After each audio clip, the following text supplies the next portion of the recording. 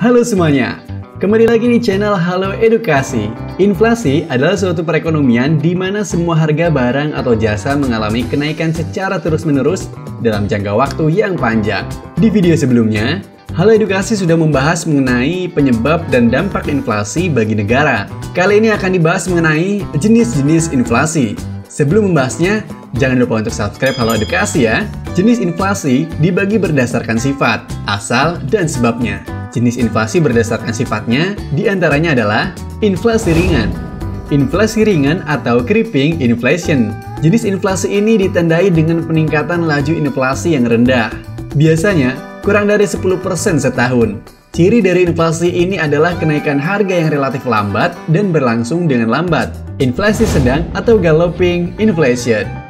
Jenis inflasi ini sedikit lebih tinggi dibandingkan inflasi ringan. Lajunya berkisar antara 10-30% per tahun. Jenis inflasi ini ditandai dengan kenaikan harga yang cukup besar dalam waktu yang singkat. Inflasi berat atau high inflation. Sesuai dengan namanya, jenis inflasi ini adalah yang tergolong berat, mencakup laju mulai dari 30% sampai 100% setahun. Pada tingkat ini, harga kebutuhan masyarakat naik secara signifikan dan sulit dikendalikan. Inflasi sangat berat atau hyperinflasi.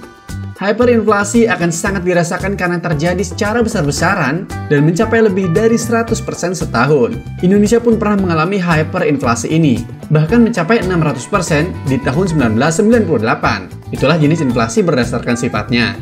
Sedangkan inflasi berdasarkan asalnya meliputi domestic inflation. Domestic inflation yaitu inflasi yang berasal dari dalam negeri. Inflasi jenis ini biasanya diawali dengan adanya defisit dalam anggaran pendapatan dan belanja negara atau APBN. Jika pemerintah memutuskan untuk membiayai APBN dengan melakukan pencetakan uang baru, maka akan meningkatkan jumlah uang yang beredar. Meningkatnya jumlah uang yang beredar ini akan cenderung meningkatkan harga-harga kebutuhan. Akhirnya timbul inflasi dalam negeri. Imported inflation. Imported inflation yaitu inflasi yang berasal dari luar negeri. Inflasi ini timbul karena naiknya harga-harga kebutuhan di luar negeri atau di negara-negara mitra dagang. Karena harga kebutuhan di luar negeri meningkat, otomatis harga barang tersebut pada saat dijual kembali di Indonesia juga akan menjadi tinggi. Yang terakhir adalah inflasi berdasarkan sebabnya. Di antaranya adalah demand pull inflation. Merupakan inflasi yang terjadi akibat adanya sebuah permintaan atau demand yang tidak imbang dengan peningkatan jumlah penawaran produksi. Hal tersebut mengakibatkan kenaikan harga barang sesuai dengan hukum permintaan, yakni apabila permintaan tinggi, sedangkan penawaran tetap, maka harga akan naik. Cost push inflation merupakan inflasi yang penyebabnya adalah kenaikan biaya produksi yang disebabkan oleh kenaikan biaya input atau biaya faktor produksi. Bottleneck inflation. Bottleneck inflasi merupakan inflasi yang penyebabnya adalah faktor permintaan atau faktor penawaran. Itulah tadi beberapa jenis inflasi. Pastikan teman-teman untuk rutin menabung atau menyiapkan dana darurat ya. Sehingga ketika inflasi terjadi ataupun adanya krisis keuangan lainnya, setidaknya kita sudah cukup siap. Semoga informasi ini bermanfaat dan menambah ilmu pengetahuan ya.